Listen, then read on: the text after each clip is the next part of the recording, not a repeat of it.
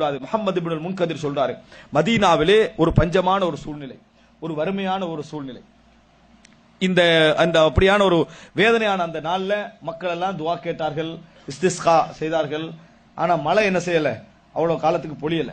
இந்த மாதிரி இருக்கிற நேரத்தில் நான் பள்ளி வாயில இருந்து கொண்டிருக்கிறேன். முஹம்மது இப்னுல் முன்கதிர் சொல்றாரு, அப்படி இருந்து இரவு நேரத்தில் இவர் பள்ளியில் இருந்துட்டு ஒரு மனிதர் வராரு.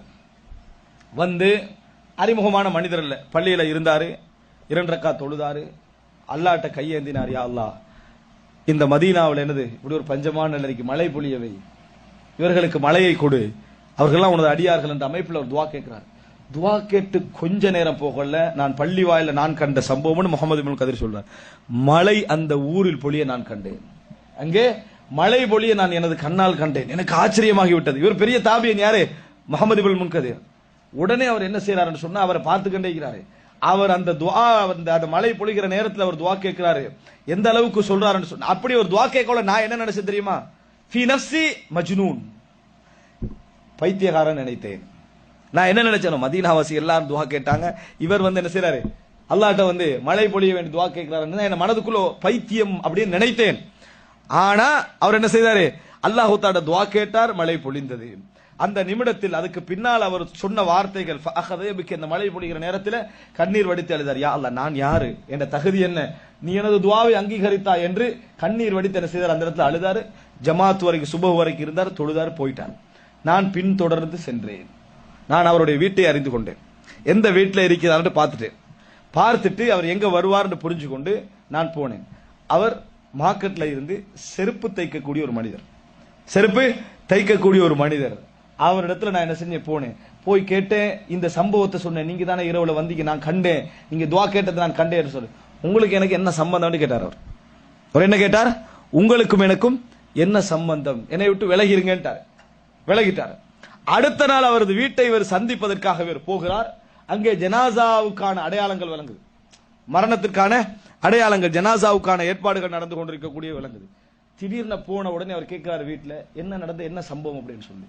இல்லை, நான் இவர் பிரார்த்திக்க நான் கேட்டேன். மனைவி சொல்றான், இவருடைய பிரார்த்தனை ஒன்றை நான் என்ன செய்தேன், கேட்டேன். யா அல்லாஹ், மக்கள் என்னை அறிந்து கொண்டால் அது ஃபித்னாவாக மாறும் என்கின்ற அடிப்படையில் அவர் என்ன செய்யறார், துஆ கேட்கிறார். யா அல்லாஹ், எனக்கு இந்த பூமி எனக்கு ஒரு நெருக்கடியான சூழல் மாறி மாறிக்கொண்டிருக்கிறது, என்னை உன் பக்கம் இழுப்பதுதான் உனக்கு விருப்பமாக இருந்தால் என்னை எடுத்துக்கொள் அப்படின்னு அவர் துஆ கேட்டார்.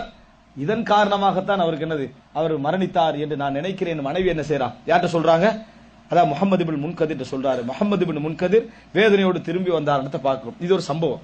அன்புள்ள சகோதரர்களே, இந்த சம்பவம் நாம் என்ன புரிந்து கொள்ளணும் தெரியுமா? யாருக்கு இந்த சம்பவம் தூர மாதிரி விளங்கும் தெரியுமா? அது மிக முக்கியமான விஷயம். நாங்க எந்த அளவுக்கு தூரமா இருக்கிறோமோ அந்த அளவுக்கு தூரமான சம்பவம் மாதிரி தான் விளங்கும். நாம எந்த அளவுக்கு நெருக்கமாக இருக்கிறோமோ, இதனுடைய அனுபவங்களை நாங்கள் கண்டோமோ அந்த அளவுக்கு எங்களுக்கு என்ன செய்யும், அது நெருக்கமாக விளங்கும். நல்ல இபாதத்தில் உள்ளவனுக்கு தான் இபாதத்து செய்யறது சாத்தியம் என்று விளங்கும். பாவங்களை விட்டு போராடி கொண்டிருக்கக்கூடியவனுக்கு தான் பாவத்தை விடுறது லேஸ் என்றது விளங்கும். யார் அதுல இல்லையோ அவனுக்கு எல்லாமே என்ன செய்யும், பெரிதாகவும் பாரமாகவும் தான் என்ன செய்யும். முஹம்மது இப்னுல் முன்கதிர் இதை ஆச்சரியப்பட்டு சொல்றார் என்று சொன்னால் என்ன அர்த்தம் தெரியுமா? அதில் நான் சொல்ல வந்தது துஆ அங்கீகரிக்கப்பட்ட செய்தியை தாண்டி இன்னொரு அம்சம். அது என்ன தெரியுமா? மக்களுடைய புகழை எதிர்பார்க்காத தன்மை. இதுதான் மிக முக்கியம். என்ன தெரியுமா? ஒரு மனிதன் தன்னை மக்கள் அறிந்து கொண்டு விட்டால் அடுத்த என்ன நடக்கும் என்று விளங்கணும். என்ன நடக்கும்? ஃபித்னாக்குள்ளாக்கிடுவாங்க. ஃபித்னாக்குள்ளாக்கினா அதுக்கு பிறகு வீடு ஃபுல்லா எனக்காக துஆ கேளுங்கன்னு சொல்ல ஆரம்பிப்பார்கள். அதற்காக நடக்கும், இவர் பிரபல்யம் ஆகுவார். பிரபல்யம் ஆகினாலேயே ஒரு பகுதி போயிடும். எது போயிடும்? இதுவான் நம்ம திருப்தியுடைய ஒரு பகுதி, இறைவனை மட்டும் திருப்திப்படுத்துகின்ற ஒரு பகுதி என்ன செஞ்சிடும், கொஞ்சம் கொஞ்சமாக போக ஆரம்பிக்கும். இதை உணர்ந்த ஒரு நல்ல மனிதர் என்ன செய்வார் தெரியுமா? யா அல்லாஹ், பூமி எனக்கு நெருக்கமாகி விட்டது, உன்னிடம் அழைப்பதுதான் சிறந்ததாக இருந்தால் என்ன செய், என்னை அழைத்துக்கொள் என்று பிரார்த்திப்பார். அல்லாஹு தஆலா ரசூலுல்லாஹி ஸல்லல்லாஹு அலைஹி வஸல்லம் இது போன்ற மனிதர்களை பற்றி ஒரு செய்தி சொன்னார்கள். ருப்ப அஷ்அஸ மத்ஃபூஇன் பில் அப்வாபி லவ் அக்ஸம அலல்லாஹி லஅபர். எத்தனையோ பரட்டை தலை கோடமுள்ள எத்தனையோ பேர், உங்கள் வீடு வாசல்களிலே அவர்களை கண்டாலே நீங்கள் கதவை மூடக்கூடிய எத்தனையோ பேர், அல்லாஹ்விடம் சத்தியமிட்டு இதை நீ செய்ய வேண்டும் என்று சொன்னால் அல்லாஹ் உடனே அவர்களுக்கு செய்து கொடுப்பான். ரசூலுல்லாஹி ஸல்லல்லாஹு அலைஹி வஸல்லம் சொன்னார்கள், சஹீஹ் முஸ்லிம்ல வரக்கூடிய செய்தி. எப்படி? அல்லாஹ்விட்ட யா அல்லாஹ் நீ செஞ்சு ஆகணும் அப்படின்னு சொல்லுவாங்க. ஆனா மக்கள்கிட்ட எந்த மரியாதையும் இல்ல. வீட்டு வாசல்லே கதவை மூடிடுவாங்க. வந்து கண்டாலே என்ன செஞ்சிருவாங்க, பணத்தை கொடுத்தாச்சு கதவை மூடி, வீட்டுக்குள்ள எடுக்க கூட நம்ம பெருசா நினைப்போம். ஆனால் இது போன்ற மனிதர்கள் இருக்கிறார்கள்.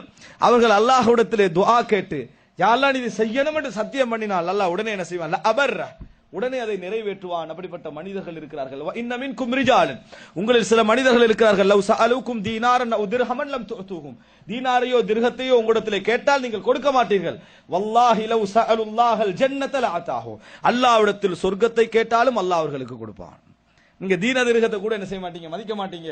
அல்லாஹ் யா சொர்க்கம் தான் என்று கேட்டால் அல்லாஹ் தஆலா அவர்களுக்கு கொடுப்பான் என ரசூலுல்லாஹி ஸல்லல்லாஹு அலைஹி வஸல்லம் சொன்னார்கள். ஆக அன்புள்ள சகோதரர்களே, இபாதத் என்பது லஸ்ஸா, இறை திருப்தியுடைய இன்பத்தின் மூலமாக விளையக்கூடிய ஒரு அம்சம். அது எங்கட உள்ளத்துல எவ்வளவுக்கு இழுக்குதோ அந்த அளவுக்கு நம்ம இபாதத்துல இன்பகரமாக என்ன செய்வோம், செயல்படுவோம். அது இயல்பாக, அது இலகுவாக கிடைக்கக்கூடிய ஒரு அம்சம் கிடையாது. நமது வாழ்க்கையில் எங்கெங்கெல்லாம் நீங்க இபாதத்துல இன்பம் காண வேண்டும், இபாதத்தை சரி செய்வதா எந்த விளைவும் இல்லை. நம்ம எங்கெல்லாம் மனித திருப்திக்கு எதிராக அல்லாஹ்வுடைய திருப்தியை ஏற்றுக்கொள்கிறோம் என்பதை வளர்க்கணும்.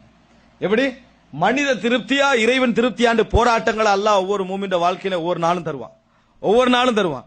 அந்த ஒவ்வொரு இடங்களை நம்ம வெற்றி கொள்வோமாக இருந்தால் உங்களுக்கு இந்த உலகத்தில் உச்சகட்டமான இன்பமாக இபாதத் தான் இருக்கும். அந்த வணக்கம் தான் என்ன செய்யும், இருக்கும். எப்ப இருக்கும் அது? மனிதர்களுடைய திருப்திக்கு முன்னால இறைவனுடைய திருப்தி தான் எனக்கு முக்கியம் என்ற சோதனைகள் எல்லாம் தந்து கொண்டே இருப்பான். அந்த சோதனைகளை நம்ம வெற்றி பெறுகின்ற இடங்களில் தான் இது நம்மளுக்கு சாத்தியப்படுமே தவிர, அந்த இடத்துல எல்லாம் சரி செய்யாம இதை மட்டும் நம்ம சரி செய்ய நினைத்தோம் என்று சொன்னால் ஒரு நாளும் அது சரிப்பட்டு வர போவதில்லை. அல்லாஹு ரப்புல் ஆலமீன் எமது உள்ளங்களிலே நம்ம ரசூலுல்லாஹி ஸல்லல்லாஹு அலைஹி வஸல்லம் கேட்ட ஒரு துஆ, அல்லாஹும்ம ஆதி நஃப்ஸி தக்வாஹா வ ஸக்கிஹா அன்த கைரு மன் ஸக்காஹா. யா அல்லாஹ், எனது உள்ளத்துக்கு அவருடைய தக்வாவை கொடுத்து விடு, அதை தூய்மைப்படுத்தி விடு, நீதான் தூய்மைப்படுத்துகின்றவர்களிலேயே சிறந்தவன் என்ற அதை கேட்டு எமது உள்ளத்தை நாங்கள் பக்குவப்படுத்தி இந்த வணக்க வழிபாடுகளில் எம்மால் முடிந்த அளவுக்கு ஒரு முன்னேற்றத்தை காணக்கூடிய மக்களாக அல்லாஹ் தஆலா அனைவரையும் ஆக்கியல் புரிவானாக.